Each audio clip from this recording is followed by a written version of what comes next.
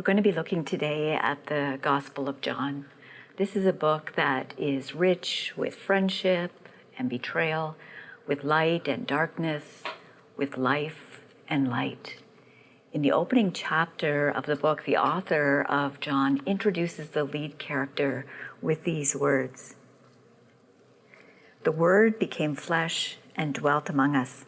We beheld his glory, the glory of the one and only Son who came from the Father, full of grace and truth. And this word beheld is carefully chosen. It's a word that actually comes from ancient theater, and it refers to someone stepping onto a stage so that they can be seen from all sides. And the idea here is that as Jesus steps into the earth, he puts himself on the stage, or perhaps we might say into the arena of life. Because stages in Jesus' day were anything but polite. Actors could be expected to be booed and sometimes even pulled off the stage. And so as Jesus steps into the arena of life so that we can behold him from all sides, it's with the understanding that he will be misunderstood and mocked, that his body will be bruised and bloodied and broken. And so right from the very beginning, we have this powerful insight that there is theater that is going on, that there is something experiential in this book that we are meant to enter into, to observe from all sides. When some of the people came to check Jesus out, he asked them a really important question. He said, "What is it that you are seeking?" And then when they responded, he said, "Come and see." And the Gospel of John is really a come and see book. It's the kind of book that's meant to be entered into in as many ways and as many times as possible. It is a book for seekers. It is a book that I return to time and time again when I'm seeking for something. And one of the things I love about it is it paints a picture of how Jesus understands our longing for wholeness and for purpose and for meaningful connection. In the Gospel of John, we see that he took his friends away on long conversations by the seaside. He went to weddings and went to small gatherings. He created memorable adventures. As you may know, the Gospel of John is structured around 7 meaningful conversations and 7 important signs or miracles or wonders, as they were called. And then these 7 statements, which are called the I am statements of Jesus. These are like metaphors or snapshots of Jesus' life and his mission that are embedded into stories so that we can behold him better. Enter into who Jesus is. Enter into this story experientially, as it were. And so a number of years ago, I felt prompted to do exactly that, to spend a year with each of these I am statements. And so, for example, for a whole year, I hung out with Jesus, who is the light of the world. And as you can imagine, it was an incredible year with lots of candlelit dinners and looking at the stars and campfires. But also you can't think about light very much, and you can't delve into light very much without also encountering darkness. And I encountered a lot of darkness within myself and within the world.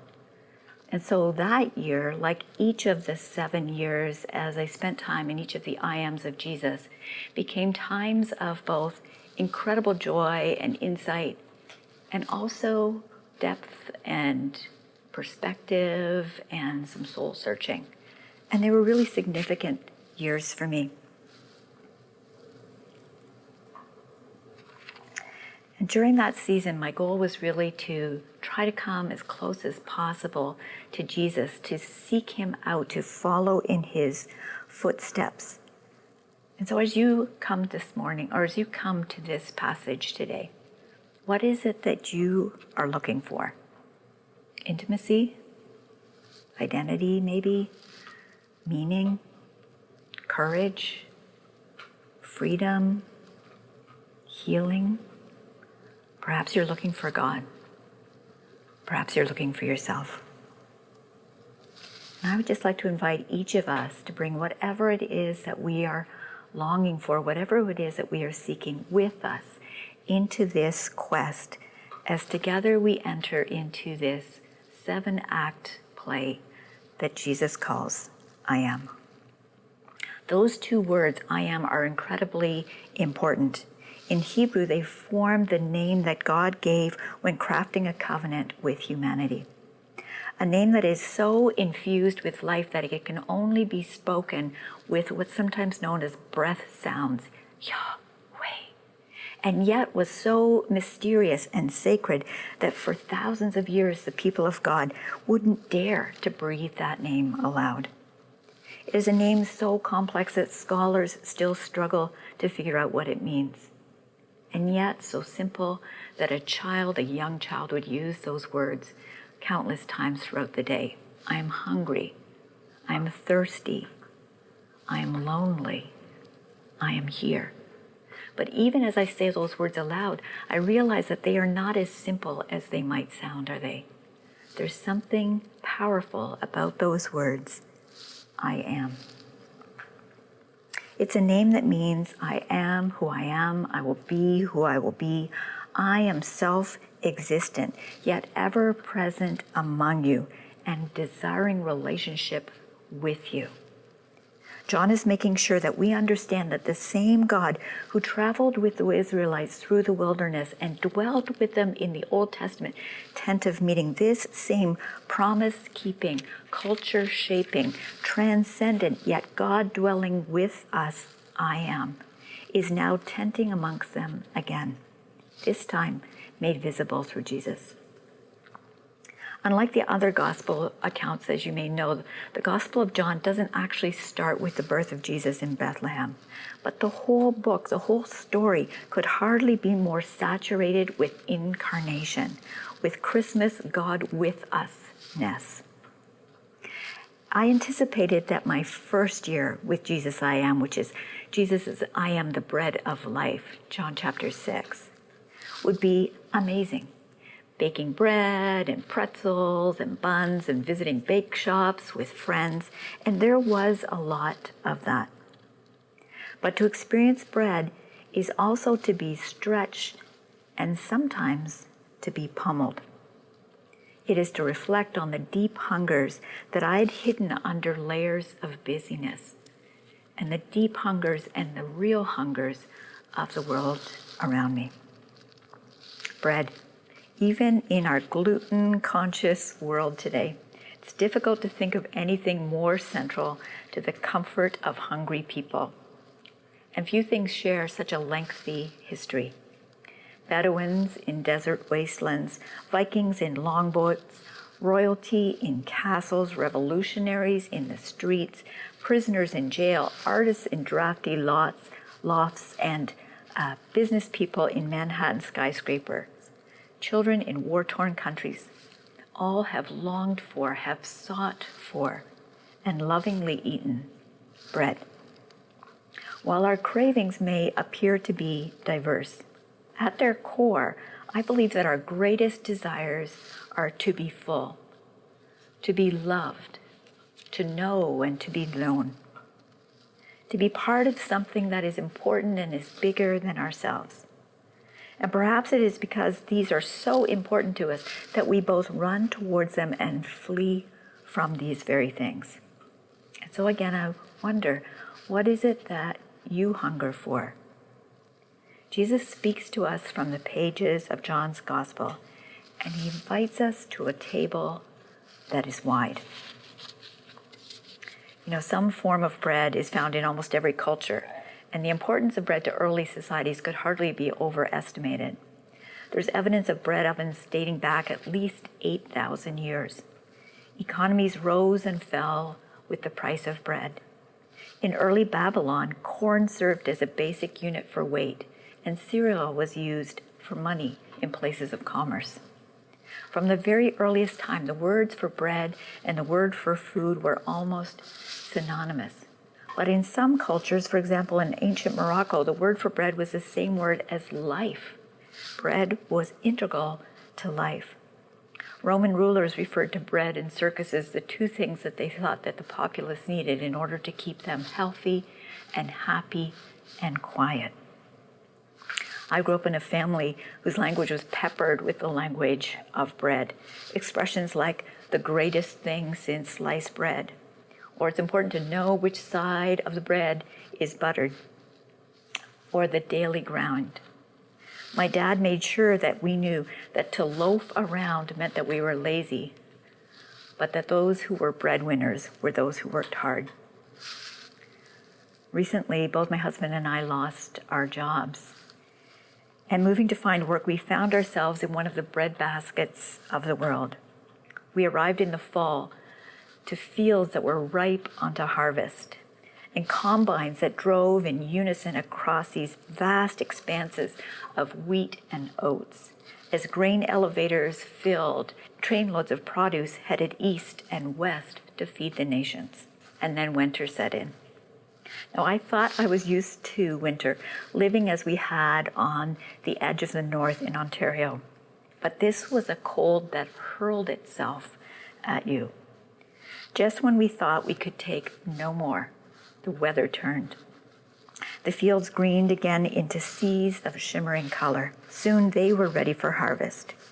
We had experienced one full cycle.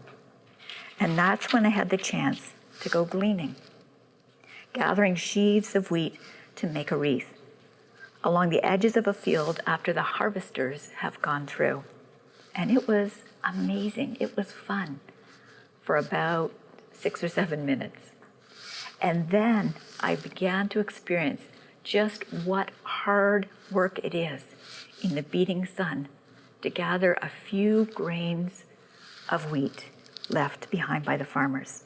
And walking in the footsteps of Ruth and Naomi and countless others that have gone before, sweat pouring down my back and every part of my body sore, I began to appreciate what was involved when elderly widows rose day after day after day to glean grain for themselves and their families.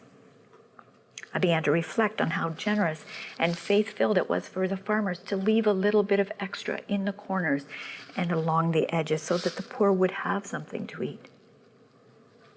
And I began to really consider how wise God is to use bread, such a staple of life, to paint a daily picture of a worldview that not only acknowledges our interconnectedness, but also infuses the ordinary with the sacred. Tracing Jesus, the bread of life, through Scripture is multi-layered and fascinating, taking us from manna in the wilderness, through wheat fields and threshing floors, into the very manger in Bethlehem, where we find a defenseless babe wrapped in swaddling clothes, the Christ child in an animal feeding trough filled with grain in Bethlehem, which means the city of bread. All of this sets the stage for Jesus feeding the 5,000, the story in which Jesus, the I am the bread of life statement is embedded, where he says, don't labor for bread that doesn't last. I am the bread of life. A few chapters later, in the very heart of the Gospel of John, he will pick up this thread again and say, unless a grain of wheat falls into the earth and dies, it remains alone. But if it dies, it bears much fruit. This insight was perhaps intended to prepare the disciples for the unexpected that was to come. But could anything prepare them? Could anything prepare us for what Jesus was about to do? Festive Jewish meals always began with a blessing over the bread and the wine. These two staples of everyday life were also deeply symbolic of trust and relationship and the safety nets that healthy communities provided for the most vulnerable. The word companion is a Latin word meaning with bread, or the one who I break bread with. The word communion means union, or that which is common to all. It is symbolized by the one cup, one bread, one body, one bride.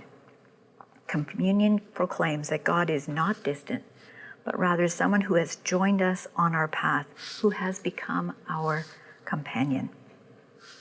And so we see that Jesus' first of the 7 I am statements features bread.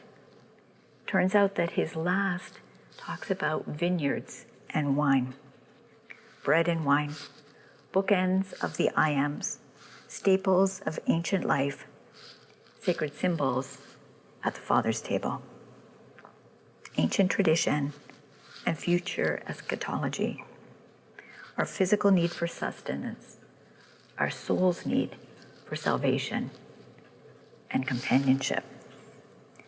To be human is to hunger.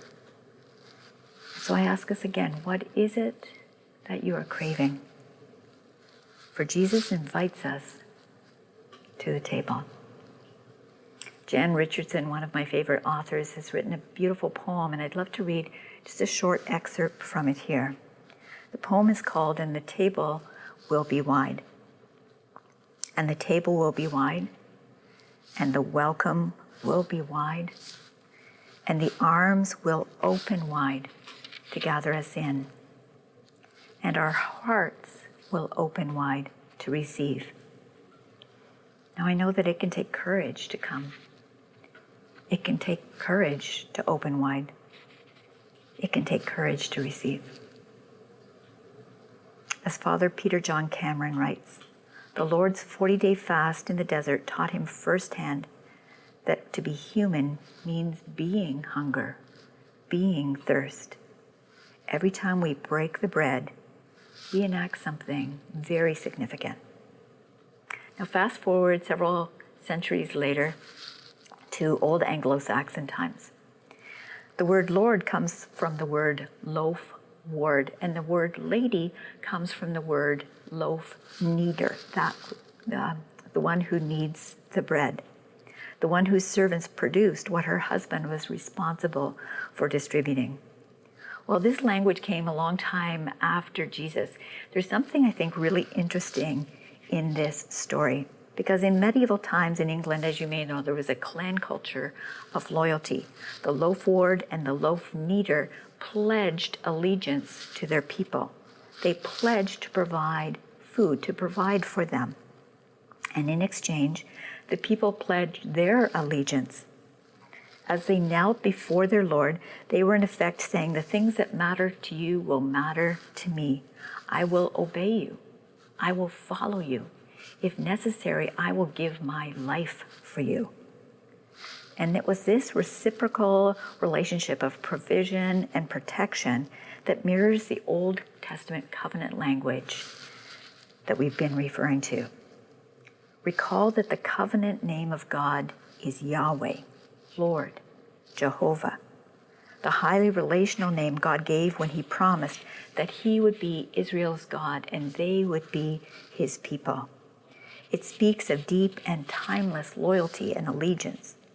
When the people followed him, they were in effect saying, what matters to you will matter to us. We pledge our allegiance to you. And God in response said, I will protect you. I will provide for you. What matters to you will matter to me. You will be my people, and I will be your God. And harvest after harvest, wheat was provided. Year after year, God's promise of provision was fulfilled. Then in moments of miracle and wonder, Yahweh provided bread and meat via a raven to Elijah by the stream, and sweet-tasting bread from heaven to his people in the wilderness. And this bread, as you may know, was called manna, which referred to the question that the people asked when they saw it. What is this? And the ordinary and the extraordinary. This time the question was not, what is it? But who is it? And the answer this time was, I am Jesus, the bread of life. Following in his footsteps, Jesus' followers feed the hungry in his name, not just because it is the right thing to do, although of course it is the right thing to do, but because, as Mother Teresa once wrote, we are called to be contemplatives in the heart of the world by seeing and adoring the presence of Jesus, especially in the lowly appearance of bread and in the distressing disguise of the poor. Jan Richardson's poem takes an unexpected turn as it moves toward the final stanza. When having received the bread, we become the bread, And having come to the table, we join hands in making it wider. We too become the builder. We too become the bread. I'd love to read that to you as we draw close to it at the end. And the table will be wide, by Jan Richardson. And the table will be wide, and the welcome will be wide, and arms will open wide to gather us in. And our hearts will open wide to receive, and we will become bread for a hungering world. We will become drink for those who thirst. And the blessed will become a blessing, and everywhere will be a feast. The I am statements of Jesus are best thought of not as a linear chain, but as the joining of a circle in which each link illuminates all of the other. The thread starts in a garden filled with everything that was pleasant to the sight and good for food. It weaves through the Genesis 3 description of the disturbance of God's ideal and resurfaces time and time again as it both narrows and broadens our focus until the unimaginable happens when Jesus speaks the words, "This is my body, which is broken for you." And the next day, that's exactly what happened. What is it that you hunger for? What is it that you crave? Jesus speaks to us from the pages of John's Gospel, inviting us to a table that is wide, a table laid at great price, and both costly and priceless in all that it offers. For at the table we both receive the bread from heaven and become God's bread on earth. Amen and amen.